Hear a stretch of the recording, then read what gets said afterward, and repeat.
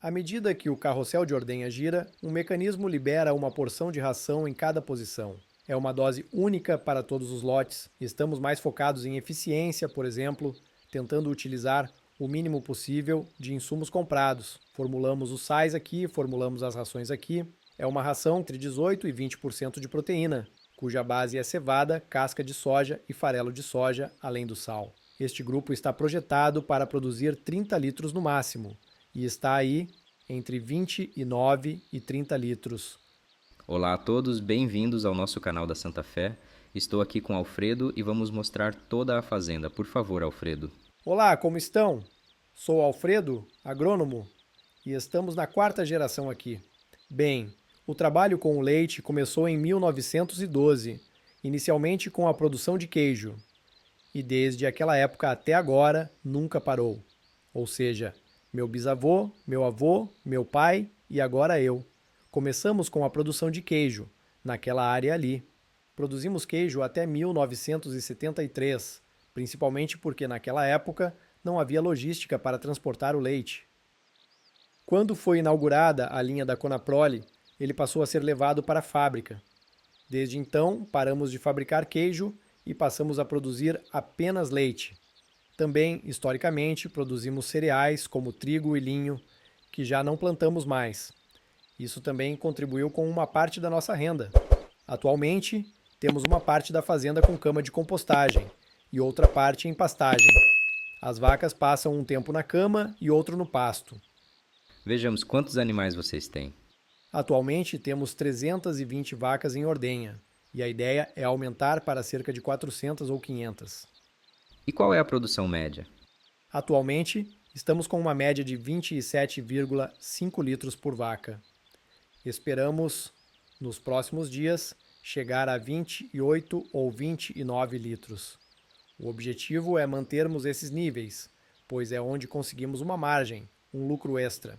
E quanto de gordura tem o leite? Estamos com 3,80% de gordura e 3,50% de proteína. Estamos falando de proteína bruta, não proteína verdadeira. A instalação foi feita em 2014. É uma sala de ordenha rotativa com 50 lugares. Quantas ordenhas vocês fazem? 3? Não, fazemos 2 ordenhas. Nós sempre buscamos fazer as coisas de forma que sejam mais amigáveis, com o menor número de tarefas possível. E aqui, qual é a dieta das vacas secas? A dieta das vacas secas é a mesma das vacas que estão prestes a parir, com a diferença de que as vacas secas recebem um pouco menos de proteína, um pouco menos de carboidratos e mais fibra. E adicionamos sais aniônicos, além do complemento alimentar durante a transição. E quais são os ingredientes? Silagem de milho, casca de soja, farelo de soja, silagem de milho, silagem de palha e ureia de liberação controlada. Este é o lote de alta produção? Não, é o lote de primeiro parto. Mesmo assim, estão produzindo 30 litros, porque quase todas pariram ao mesmo tempo. Ah, outra coisa importante.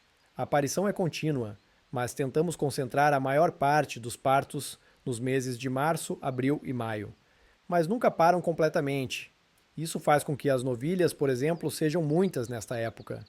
Então agora, por exemplo, esse grupo foi completado com as vacas de março, abril e maio. Então, também ajustamos a dieta pensando nelas, e apesar de serem novilhas de primeira cria e tudo, estão chegando a 30 litros. Mas isso também é parte do fato de que todas estão entre 70 dias pós-parto até ontem. Então, é um grupo que vai se manter junto quase o tempo todo. Ah, e o distribuidor de ração ali foi projetado pelo meu pai com um ferreiro. Como sempre, o objetivo é que seja simples. À medida que o carrossel de ordenha gira, um mecanismo libera uma porção de ração em cada posição. É uma dose única para todos os lotes, não há ajuste. Mas também serve como um atrativo para que as vacas entrem. Outra coisa que tentamos fazer é incentivar as vacas por meio de estímulos. Os estímulos intuitivos que a vaca tem. Por exemplo, agora elas vêm e querem entrar porque sabem que tem ração. Depois, o outro lote quer sair porque na saída também tem silagem. Então, é mais natural. Sim, e se mudarmos isso, por exemplo, se decidirmos dar a silagem para aquele grupo antes, a logística muda totalmente, ou seja, a vaca, que está tranquila e já tem uma rotina, e que se move por impulso querendo comer, beber água, ficar na sombra e tudo mais. Se você aprende a manejá-la dessa forma, o manejo fica muito mais simples. Essas são coisas de estar todos os dias observando as vacas, vendo o que está acontecendo com elas. Como é a ração? É peletizada? É peletizada. Atualmente, ou seja, não é uma ração formulada, é basicamente pele de casca de soja. Depois ajustamos a dieta de todas e pronto. Elas comem 2 quilos diários, ou seja, 1 quilo e pouco por turno.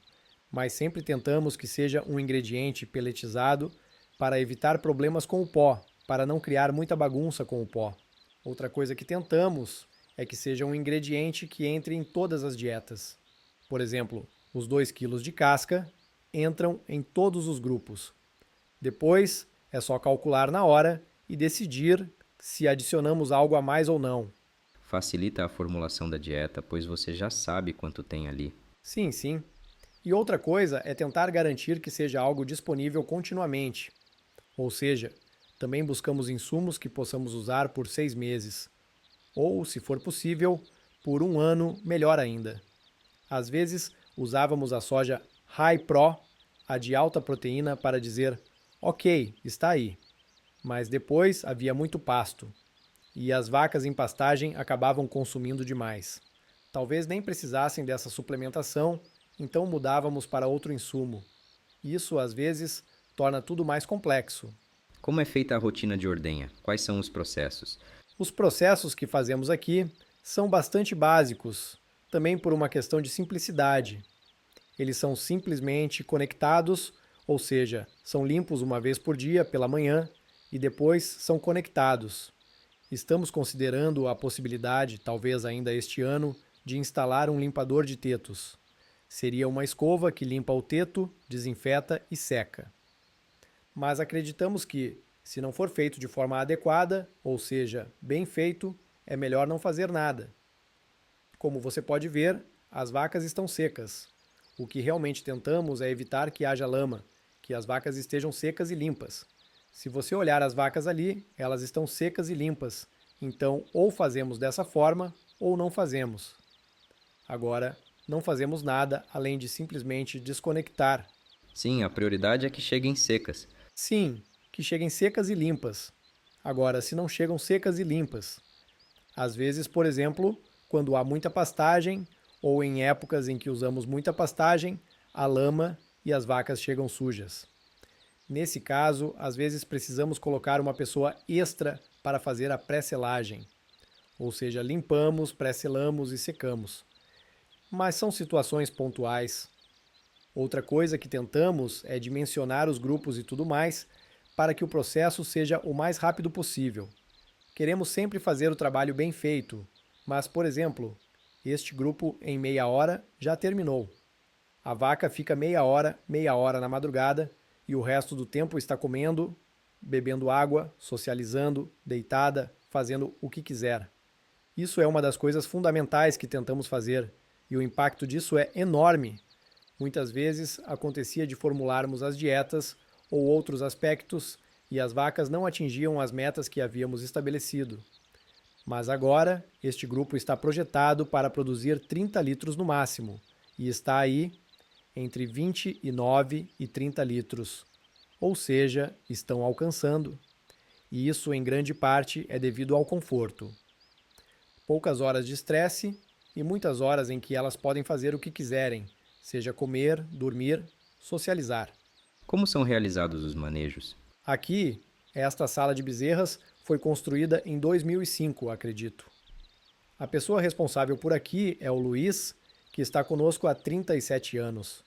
Ele viu todo o processo desde quando não tínhamos nada, as bezerras eram criadas em um bosque, depois em uma pequena sala, até chegarmos a isso que foi feito em 2005. De qualquer forma, ainda faltam algumas coisas. As bezerras ficam 24 horas no local onde nascem. Depois passam para essas pequenas gaiolas individuais, onde permanecem por cerca de 3 semanas. Tentamos mantê-los o menor tempo possível nessas gaiolas, porque o conforto não é adequado. é algo que ainda precisamos melhorar. Depois eles passam para um espaço coletivo, onde tomam leite e já começam a comer ração. E quando vemos que estão bem, passam para uma dieta que é só sólida. A ração também é formulada aqui, preparada ali. É uma ração com entre 18 e 20% de proteína, cuja base é cevada, casca de soja e farelo de soja, além do sal. No ano passado, não conseguimos fazer palha picada. O que fazíamos era adicionar palha picada à ração, e então oferecíamos uma ração única. Dávamos isso à vontade, porque tinha 12% de palha. Este ano, não conseguimos picar palha por falta de tempo, então a palha é fornecida em rolos. Por isso, também incluímos casca de soja como fonte de fibra. E bem, as bezerras estão aqui. Atualmente, há 150 bezerras. Todas fêmeas, porque os machos são criados por outra pessoa. Eles são vendidos aos 10 dias de vida. As bezerras ficam aqui até que possamos acomodá-las. Não é tanto por peso ou idade, mas por capacidade. Agora, por exemplo, com 150, estamos quase no limite de capacidade. Então, quando for necessário iniciar a recria, teremos que transferir algumas bezerras um pouco menores. Menores com 4 ou 5 meses de idade, mas tentamos criar todas. Quanto mais tempo ficam aqui, melhor elas se adaptam na recria. Quais são os índices que vocês têm aqui? Aqui, temos uma mortalidade aproximada de 2 a 3%. Conseguimos melhorar muito, principalmente depois que minha namorada, minha parceira, assumiu a responsabilidade pela colostragem das bezerras e pela desinfecção.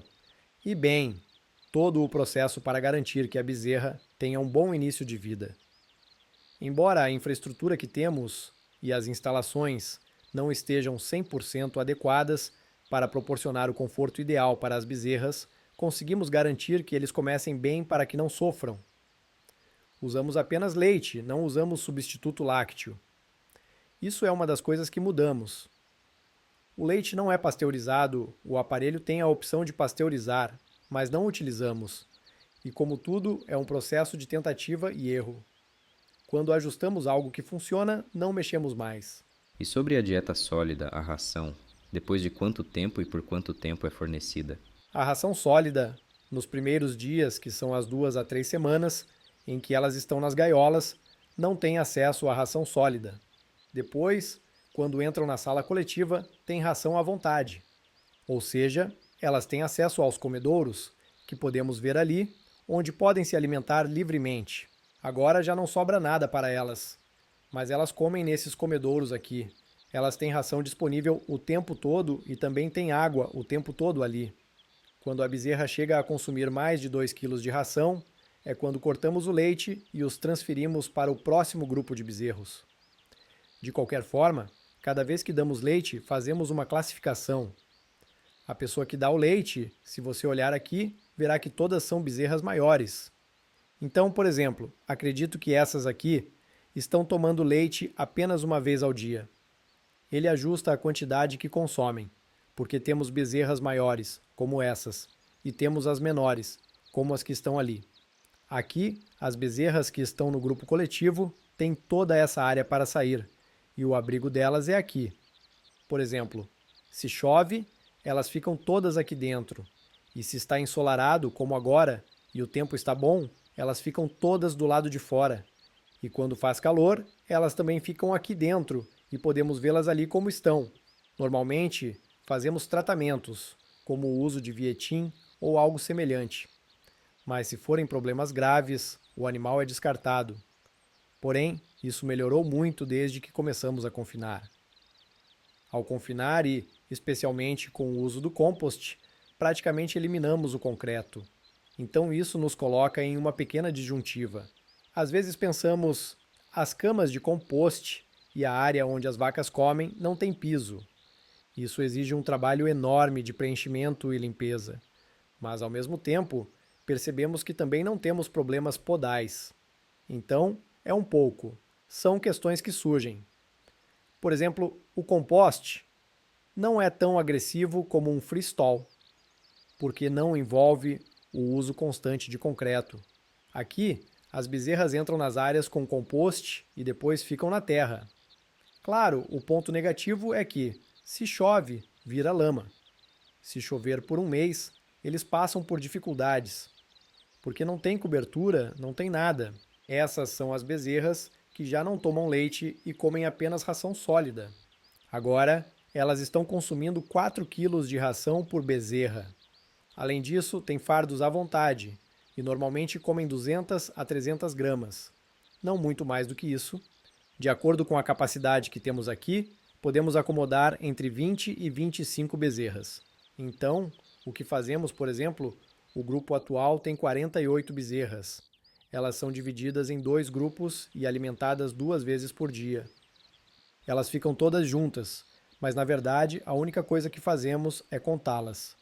Garantimos que 24 ou 25 entrem e está pronto. Depois elas são transferidas para o outro curral e as outras 25 entram. Recolocamos comida e isso é feito de manhã e à tarde como agora, apenas com água e feno, e aqui elas podem entrar e sair quando quiserem. Tem essa área externa onde podem sair. Quando está ensolarado, como hoje, elas ficam todas do lado de fora. Mas, se chover ou o tempo estiver ruim, elas entram todas para cá. Bem, eu fiz o curso em 2021, acho que foi em 2022. Na verdade, não me lembro exatamente. Eu quis fazer porque queria aprender um pouco mais e ver as tecnologias que estão sendo usadas nos Estados Unidos. Aprender a usar o Nazen e toda a técnica envolvida. A verdade é que tem sido muito útil para formular dietas e lidar com muitos aspectos do manejo. Como fazer a leitura dos comedouros, avaliar as capacidades dos galpões, formular dietas e muitas outras coisas que nos foram muito úteis. Formular as rações para as bezerras, detectar sintomas nas vacas quando há algum problema. E bem, isso nos permitiu simplificar muitas tarefas, fazer tudo de forma mais econômica e aumentar a eficiência. E também ter muitas ferramentas para avaliar como estão as vacas e fazer comparações. Por exemplo, a eficiência do uso da alimentação, o leite corrigido por gordura ou por energia. Essas são ferramentas que eu acredito serem muito poderosas para que isso funcione. E, ao mesmo tempo, temos o grupo com quem mantemos um diálogo fluido, porque as realidades de cada país não são iguais. E muitas vezes, ao ver o que podemos melhorar ou ao ter dúvidas, consultamos nas aulas ao vivo. Isso é muito bom. De verdade, eu encorajo as pessoas a fazerem. É um trabalho técnico. Há muito a se aprender. Isso é algo contínuo. É preciso sempre estudar. Não importa quantos mestrados você tenha ou quantas coisas você tenha feito, é preciso continuar estudando. E isso me parece fundamental, super útil.